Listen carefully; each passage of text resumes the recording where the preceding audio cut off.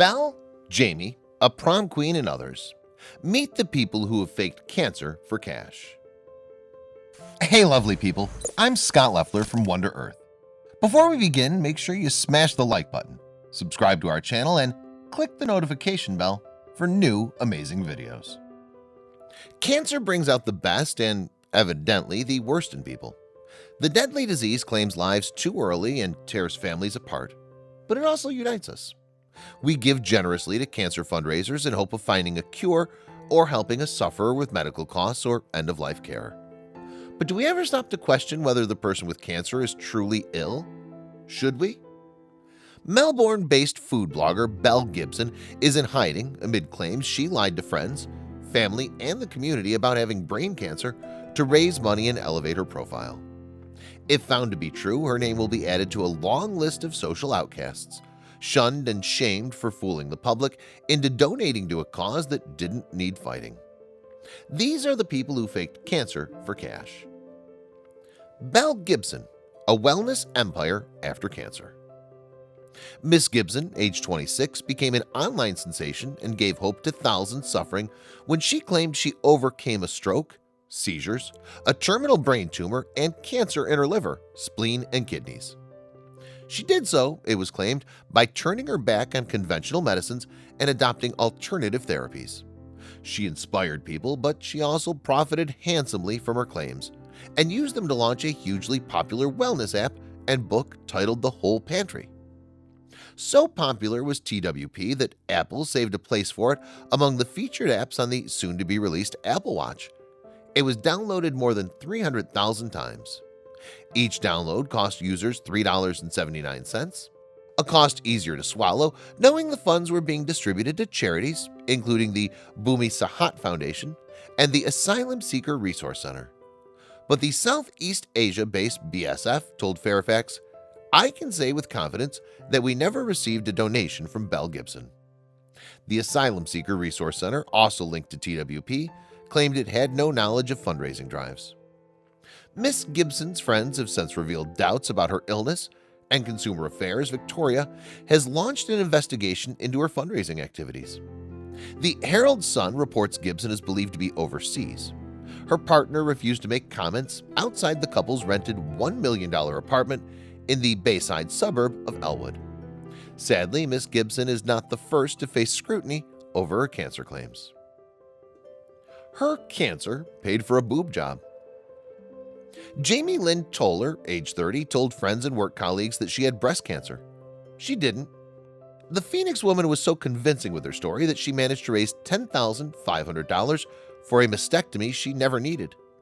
Then, 27, Miss Toller set up a series of fundraisers and a donation page, Jamie's Hope, which collected $10,900 before it was closed down. She paid for breast augmentation consultations and surgery in 2011 before a friend, Carmel Clemis, raised her suspicion with police. Miss Toller was sentenced to 12 months jail time in order to pay back the money to her 17 victims, the New York Daily News reported. Note, Jamie's Hope website is in no way affiliated to Jamie's Hope, which is about a Texas woman with cancer. Prom queen. They think the worst is coming. Texas prom queen Angie Gomez, then 19, raised more than $22,300 after telling classmates in 2011 that she was dying of cancer. Miss Gomez, age 19, told her family, friends, and even her fiancé she had 6 months to live after battling leukemia since childhood. "The doctors are telling me to prepare myself and to start planning for what's about to come," she told local news outlets at the time. "They think the worst is coming. When you start to feel sick and you can't move, I think they're all crazy." Like Miss Toller, Miss Gomez set up her own charity foundation and gave it the catchy and inspirational title, Achieve the Dream. A long-running investigation revealed that the hospitals Miss Gomez said had treated her held no record of her as a patient. He knew how to turn the tears on. Scott Wellington told more lies than could be counted. Not only did the New Hampshire machine products worker lie about his wife having cancer, he lied about having a wife. The 31-year-old told co-workers that he needed money for his wife who was dying of breast cancer. A colleague later told CBS Boston that Wellington was an excellent con. He was very good at what he did, the colleague said. He knew how to turn the tears on. The story gets better. Wellington told colleagues his wife died and shortly after quit the company. When staff at C&M Machine sent him a card offering their condolences, Wellington's partner opened it. It didn't take long for the wheels to fall off. Woman forged doctor's signatures, collected cash. Tennessee woman Kristen Hines, age 35, went to extreme lengths to prove her fake cancer diagnosis by forging the signatures of doctors at the Gateway Vanderbilt Cancer Treatment Center, the Daily Post reported. Miss Hines used Facebook to showcase photographs of her shaved head, but the social media platform came back to bite her. After she was revealed as a con artist, a Facebook page was set up with her name. Kristen Hines does not have cancer. She was found out when people called the doctor's office trying to make donations to an account which did not exist. Miss Hines, also known as Kristen Rhonda Bible, had a history of run-ins with the law. Among her convictions were 21 counts of forgery, 2 counts of identity theft, and 1 count of theft, local media reported. Bride faked cancer to pay for her honeymoon. A New Yorker wanted so desperately to host her dream wedding and take off on a Caribbean honeymoon that she faked cancer to help pay for them. Jessica Vega was sentenced to 2 months in prison in 2012 for conning her way to $13,000. She apologized to the courtroom at least. Ms. Vega also was sentenced to 5 years of probation and ordered to serve 300 hours of community service. She claimed in 2010 that she was dying of leukemia and wanted a dream wedding.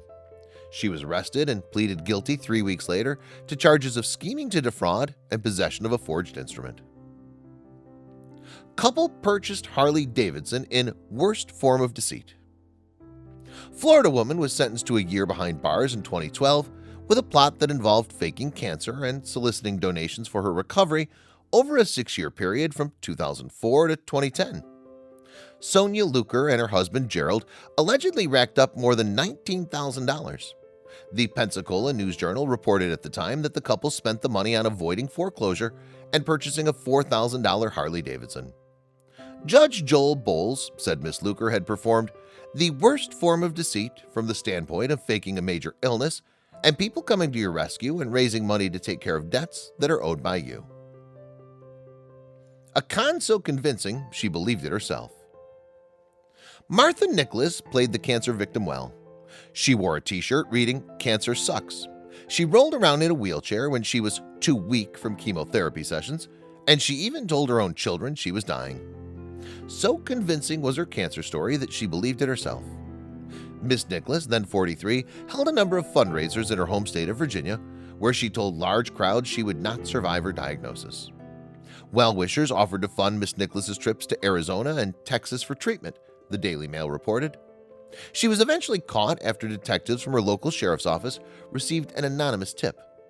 They found no evidence of her cancer, and she was sentenced to 10 years in prison in 2013 for fraud and obtaining money under false pretenses. In an interview with CBS 6, Miss Nicholas said she didn't realize she was healthy until she attended a psychiatric hospital. "To think that I'm capable of doing something like that is terrifying," she said. Why did they do it? The people who fake cancer are often the same people who are diagnosed with Munchausen syndrome or fictitious disorder, characterized by people who play the sick role for sympathy, a role played by the character Marla Singer in the movie Fight Club. Psychiatrist Dr. Christopher Bass said last year that the majority of people who invent illnesses are adult females. If you look at patients who fabricate symptoms, the majority are female at a ratio of about 4 to 1, he said. We usually find that people who do these things to themselves have emotional difficulties and psychological problems. They grow up to have their needs met by putting themselves through often dangerous and painful medical procedures. Martha Nicholas fits that mold. Whether Belle Gibson does is yet to be seen. John Giardina, a psychiatrist at the University of Adelaide, told news.com.au that he does not believe faking cancer to make money is fictitious disorder. It would be best described as fraud, he said.